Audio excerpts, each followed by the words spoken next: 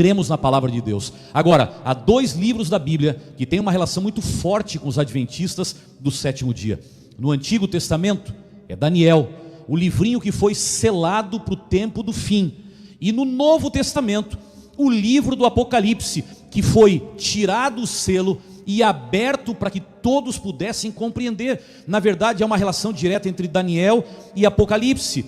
Ambos se reportam ao fim. Um é o livro selado, outro é o livro onde os selos foram abertos e a mensagem é para o nosso tempo. Portanto, nós temos uma relação profética com o Apocalipse com Daniel, e o compromisso de pregar a mensagem do livro do Apocalipse. Nós nascemos em Apocalipse 10. A nossa identidade foi revelada em Apocalipse 12, para pregar Apocalipse 14 e para ver tornar-se realidade Apocalipse 21. Há uma relação muito forte para todos nós dentro desse livro. João termina o Apocalipse levando nossos olhos para o céu e renovando no coração de cada leitor nossa esperança no breve encontro com Jesus. Essa esperança que 1845 vezes está escrita de maneira clara desde o Gênesis até o Apocalipse, 1527 vezes no Antigo Testamento e 318 vezes no Novo Testamento. Em cada 25 versos dos Evangelhos fala sobre a segunda vinda de Cristo a essa terra. É essa a esperança de João, é essa a esperança do encerramento da Bíblia, é essa esperança que precisa permanecer viva e ser renovada junto com um novo coração na vida de cada um de nós. Quando trabalhei aqui no Rio Grande do Sul e saí daqui, fui morar no Nordeste do Brasil. Adriane e eu, nós não tínhamos filhos ainda, nós fomos convidados para ir para lá e fomos morar em Recife e trabalhar com jovens desde o Piauí até a Bahia. Eram vários estados do Nordeste do Brasil. Eu lembro de uma sexta-feira que eu saí de Recife, fui para Salvador para participar de um programa especial no final de semana, mas a ênfase era o sábado. E na sexta-noite me levaram para um pequeno grupo e disseram: olha, tem vários pequenos grupos aqui em Salvador de jovens. Você não quer ir na sexta-noite para um desses PGs? Eu falei: tá bom, vamos embora. Eu não conheço, não conhecia muita gente, mas eu fui. Me levaram para um pequeno grupo. Eu não sei nem especificar onde seria aquilo em Salvador, lá no alto de um prédio, uma torre muito elevada. Nós chegamos lá, já tinha começado o pequeno grupo, e eles estavam conversando, levantaram o tema, e cada um dava a sua opinião, e a turma é muito participativa, o baiano é muito vivo, muito ativo, e o tema que eles falavam era a volta de Jesus. E eu pensei: eu não vou falar nada, porque a gente chega, já é pastor, eu trabalhava com jovens, era visita. Se eu começar a falar, eles vão se calar, vão ficar me ouvindo, e a beleza do pequeno grupo de todo mundo participar não vai acontecer. E eu decidi ficar calado, e eles comentavam e tal, até que um momento, uma garota levantou a mão e começou a falar algo, começou a me incomodar. E eu acho que agora eu pensei agora, acho que eu tenho que falar alguma coisa, senão o que ela está dizendo vai ficar no ar, e vai ficar muito ruim para a cabeça de todo mundo que está aqui dentro. A menina levantou a mão e disse assim: gente, olha, vocês estão falando da volta de Jesus. Deixa eu dizer uma coisa para vocês, eu já acreditei nisso, mas hoje eu não acredito mais. Você leva um choque. O que aconteceu com ela? Ela falou assim: eu não acredito nessa história. Sabe por quê?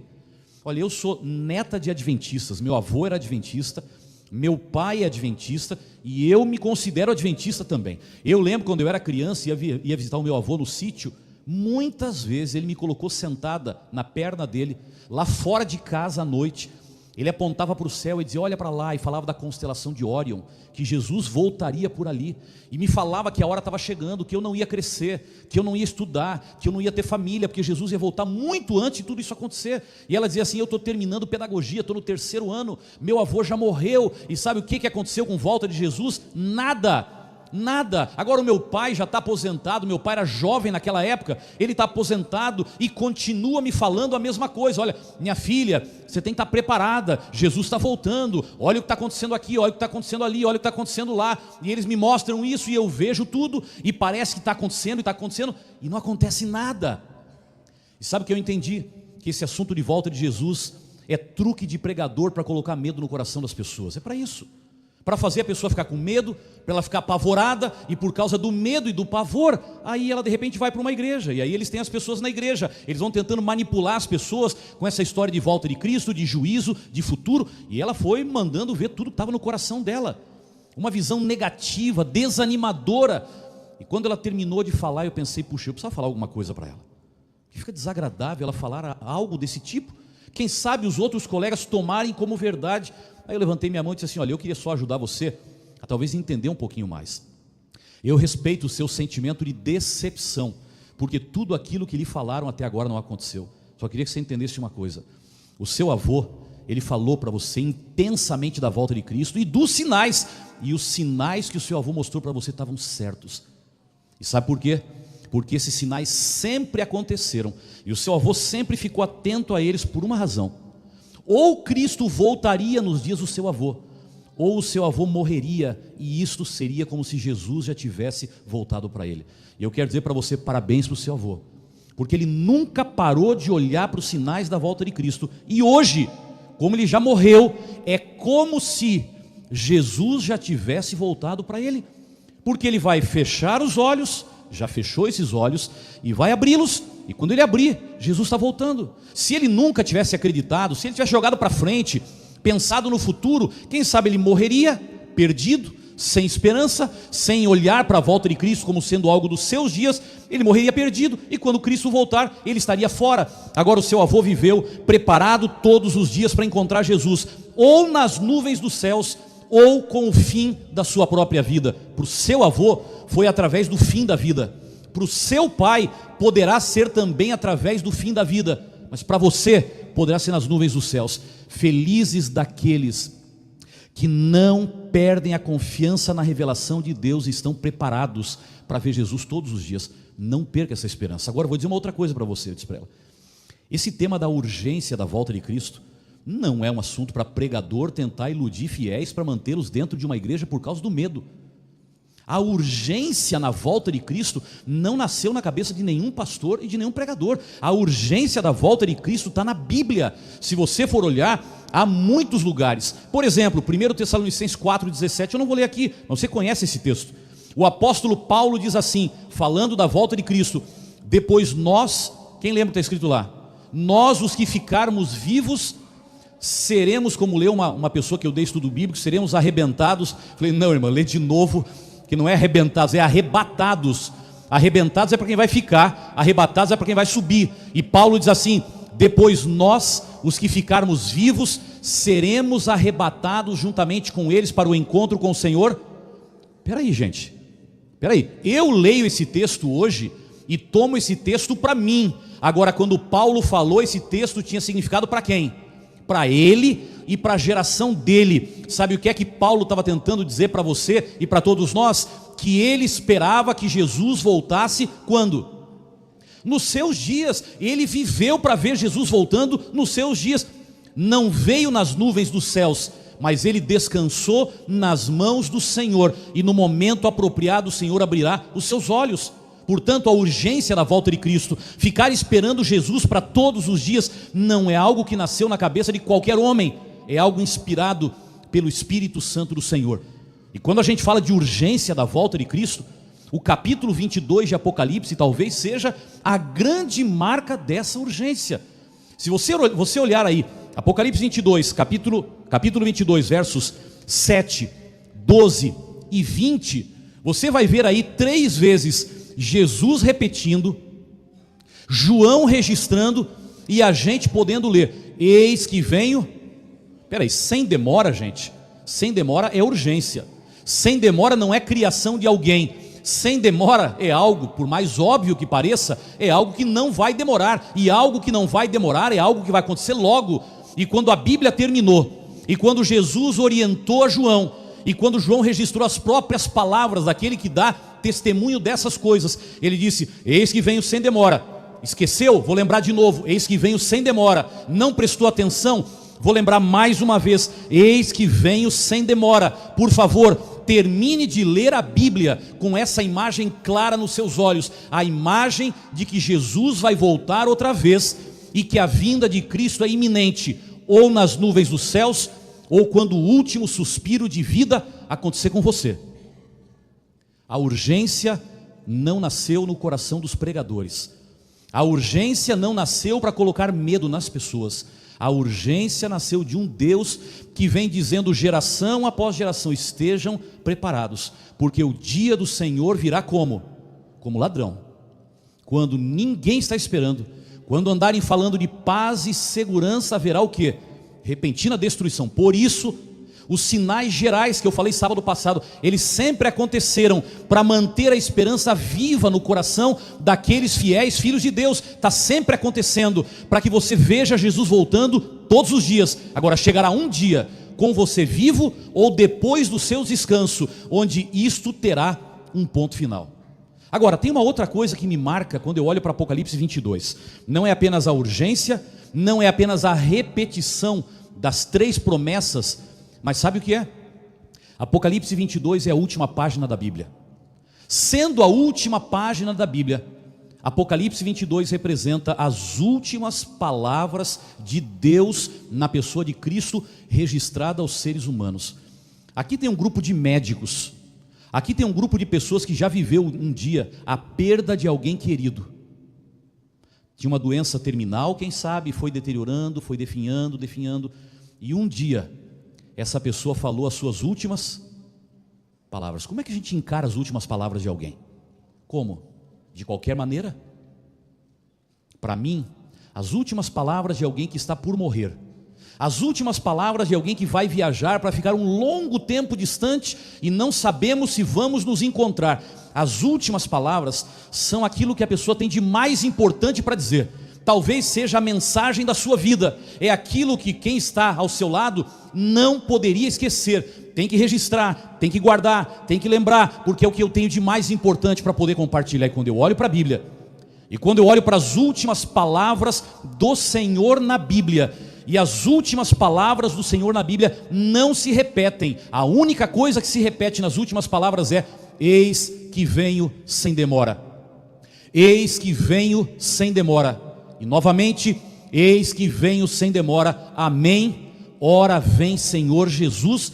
E acaba toda a Bíblia. Portanto, nós temos que olhar para essas palavras com um carinho e com uma atenção muito maiores do que a gente olha para as palavras normais da Bíblia, porque são as últimas palavras. E eu queria hoje aproveitar esses 3 versos que se repetem nas últimas palavras da Bíblia para fazer 3 desafios para vocês. Eu não quero fazer uma mensagem, eu quero apenas deixar 3 desafios para você que assiste a gente online em qualquer lugar, ou para você que está conosco aqui no templo da Igreja Adventista do Sétimo Dia Central de Porto Alegre. Primeiro verso, capítulo 22, verso 7. Eis que venho sem demora, bem-aventurado aquele que guarda as palavras da profecia deste livro. Quando Jesus diz pela primeira vez: eis que venho sem demora, meu primeiro desafio para você: não tire os seus olhos do céu. Quanto mais perto da volta de Cristo, mais o inimigo vai fazer um esforço tremendo, não para tirar você de dentro de uma igreja, não para tirar de você o nome de adventista do sétimo dia, não para tirar de você o nome de cristão. Ele vai trabalhar para simplesmente tirar os seus olhos do céu e colocar os seus olhos em alguma coisa aqui na terra. Você que frequenta essa igreja, possivelmente conhece vários lugares que estão vazios na igreja, de pessoas que um dia estiveram aqui, de gente que entrou naquelas águas do batistério, de gente que pregava aqui, de gente que cantava aqui, de gente que recebia as pessoas lá à porta, de gente que liderava essa igreja, e simplesmente devagarinho, você foi vendo o processo acontecer. Ele foi tirando os olhos do céu e foi colocando os olhos na terra. As coisas do céu já não interessavam como as da terra, os passeios da terra eram mais interessantes que os programas do céu. As músicas da terra atraíam muito mais do que os sons do céu. E você foi vendo, os olhos foram saindo do céu e foram vindo para a terra. E hoje essa pessoa não está mais com a gente aqui, porque começou tirando os olhos do céu e acabou ficando com os olhos unicamente aqui na terra. Meu primeiro pedido a você: não tire os olhos do céu. Não vale a pena trocar o céu por nada nessa terra. Não vale a pena trocar o céu por um dia onde o Senhor pediu para você estar na presença dEle. Não vale a pena trocar o céu por um pouquinho de bebida numa saidinha com os amigos. Não vale a pena trocar o céu por alguns reais que não são seus. Não vale a pena trocar o céu por nada dessa terra. E sabem como é que as pessoas começam a tirar os olhos do céu e colocar os olhos na terra?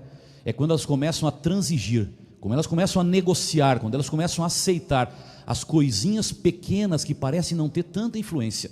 e você fala, isso aqui é bobeira, isso aqui para Deus não tem nada a ver, isso aqui não afeta a minha vida espiritual, isso aqui não vai mudar nada no meu conceito de Deus, e você começa a tolerar coisinhas pequenas que um dia o Senhor disse, não toque, e você disse, eu não vejo problema em tocar, o meu problema é conviver, o meu problema é entrar de cabeça, e eu acho que é errado. Agora um toquezinho, experimentar um pouquinho, ver como é que é, não ser tão radical, não ser visto como estranho pelas pessoas, não tem nenhum problema.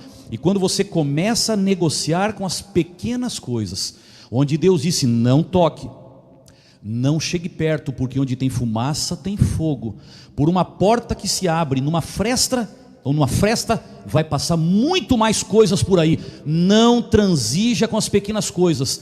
Quando você começa a negociar com coisinhas pequenas, sem notar, os seus olhos começam a sair do céu e devagarinho ir se colocando na terra. O inimigo nunca quer ganhar uma vida por completo da primeira vez. O inimigo só quer um espacinho para poder entrar. E depois, meses, anos, uma vida, ou quem sabe na próxima geração, o inimigo vai ganhar a batalha que quem sabe você não viu ele ganhar, quando abriu espaço pela primeira vez. Por isso, quando João escreve as palavras de Cristo, eis que venho sem demora, o meu primeiro pedido a vocês é, por favor, não tirem os olhos do céu, não troquem o céu por nada nessa terra, por menor que seja, por mais justificável que seja, por mais argumentativo que seja, por mais atraente que seja, não troque o céu por nada nessa terra. Segundo verso, capítulo 22, verso 12, olha aí na sua Bíblia, eis que venho sem demora, e comigo está o galardão, que tenho para retribuir a cada um, segundo as suas obras. A segunda vez que Cristo diz, eis que venho sem demora, eu peço a vocês, por favor, vivam a vida do céu, enquanto vocês ainda estiverem aqui na terra. Interessante, quando a gente para entender melhor a Bíblia, a gente vê que só vai para o céu quem viver o céu aqui na terra. A terra é o estágio, o céu é a formatura. Você faz o estágio para entender se você está preparado para a formatura. Você faz o estágio para entender se você gosta da formatura. Se você não faz o estágio, é porque você não vai para a formatura. Se você não gosta do estágio, é porque você não quer a formatura. E o Senhor nos diz, eis que venho sem demora, e eu lhe peço, por favor, comece a viver a vida do céu enquanto está na terra. Já ouvi várias vezes pessoas dizendo, pastor, a minha dúvida sobre o amor de Deus é exatamente a volta de Jesus, porque a Bíblia diz que quando ele voltar, um grupo vai ser levado e outro vai ser deixado, e o que será levado, a Bíblia fala de muita coisa bonita, e o que será deixado de muita coisa dramática. Por que Deus é tão mau e vai deixar um grupo de pessoas sofrendo aqui na terra? Eu disse, desculpe, cada um enxerga do jeito que quer. Você está vendo Deus deixando um grupo aqui na terra, eu vejo diferente. Eu vejo um grupo escolhendo ficar aqui na terra. São coisas totalmente diferentes. Jesus levará todos para o céu. Agora deixa eu corrigir a frase. Jesus levará todos os que desejam ir para o céu. Ele não pode levar para o céu quem não quer ir para o céu. Ele vai estar entrando na individualidade da pessoa, ele vai estar contrariando os desejos daquela pessoa. Portanto, o Senhor não levará a todos os habitantes do mundo para o céu, não porque Ele não queira. Ele foi preparar moradas, e Ele falou, na casa de meu pai há o quê? Muitas moradas, eu fiz para todos vocês, só que infelizmente, eu preparei para todos, mas eu só posso trazer para cá aqueles que querem vir para cá. E quem é que vai definir se quer vir para cá ou não? São aqueles que aceitam o sacrifício de Cristo na cruz do Calvário, e depois de aceitarem o sacrifício de Cristo, começam a andar em novidade de vida. É o novo coração, é o renascido, é o novo nascimento. Aí você começa a viver a vida do céu enquanto está na terra, e você está dizendo, Senhor, aqui é cheio de pecado, aqui tem muita injustiça, mas tudo aquilo que o Senhor me disse que haverá no céu, eu já trouxe para dentro da minha vida aqui na terra, porque a terra é o estágio, e o que eu mais quero é que chegue logo o dia da formatura. Portanto, você não ficará na terra, o Senhor não vai deixar pessoas na terra, Ele apenas está dizendo, se você quer ir para o céu, Mostre que o céu é um lugar que mexe com o seu coração. Mostre que o céu é o lugar que você gosta. Mostre que é para lá que você quer ir no dia a dia e nas decisões que você toma. Desde agora, comece a vestir aqui na terra as roupas que você acha que poderá vestir quando chegar no céu. Comece a comer aqui na terra comidas que você acredita que serão mais ou menos essas que você comerá lá no céu. Comece a ouvir aqui na terra músicas que você entende que são as músicas que você vai ouvir lá no céu. Comece a se cercar de amigos aqui na terra que você entende, que ninguém de nós é preciso no seu julgamento, mas amigos que você entende que estão caminhando com você junto para o céu. Comece a falar palavras, vocabulário, que é um tipo de vocabulário que você teria coragem de falar na frente do Senhor no céu, e não um que tem aqui na terra para ter outro lá no céu, porque o caráter que construirmos aqui é o caráter que nós levaremos para lá. Por isso, meu segundo pedido a todos vocês, quando Cristo diz, eis que venho sem demora, o meu pedido é, vivam o céu enquanto ainda estivermos na terra. E como é que a gente vive o céu enquanto a gente está na terra? É tendo profundidade na palavra de Deus. Eu me preocupo, gente, porque há muitas pessoas que estão julgando o céu e a terra baseados nos seus próprios conceitos pessoais. É até redundante, nos seus próprios conceitos pessoais. Eu acho que é legal, vou fazer. Eu acho que isso é ruim, é melhor não fazer. E você não tem base nenhuma da palavra de Deus para fazer a avaliação que você está fazendo.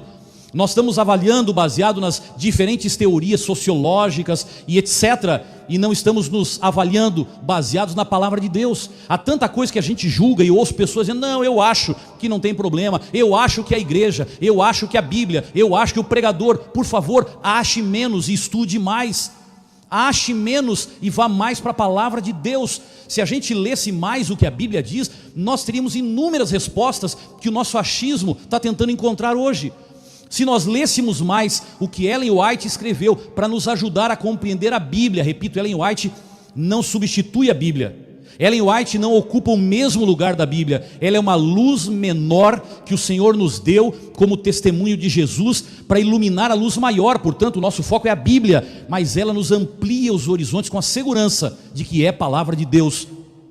Vai ler um pouco mais. Gaste menos tempo falando e mais tempo estudando e orando, e você vai ver que vários conceitos que você defende hoje, cheio de força, cheio de argumentos, cheio de bases comportamentais, eles estão equivocados à luz da palavra de Deus. Mas quem não estuda a Bíblia, quem não lê os escritos inspirados que o Senhor nos deu através de Ellen White, acha muito e acerta pouco. Quem lê mais, acha menos e acerta mais.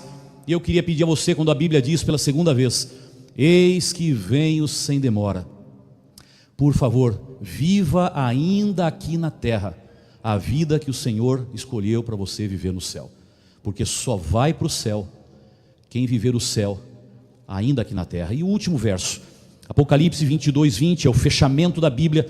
Você tem aí depois o 21, é só a bênção final. Diz assim, aquele que dá testemunho destas coisas diz certamente. Se faltava essa palavra, ela apareceu agora. O Senhor já falou duas vezes, na última ele fala certamente. Não ponha uma interrogação onde eu já coloquei um ponto final. Certamente venho sem demora. Amém? Vem, Senhor Jesus.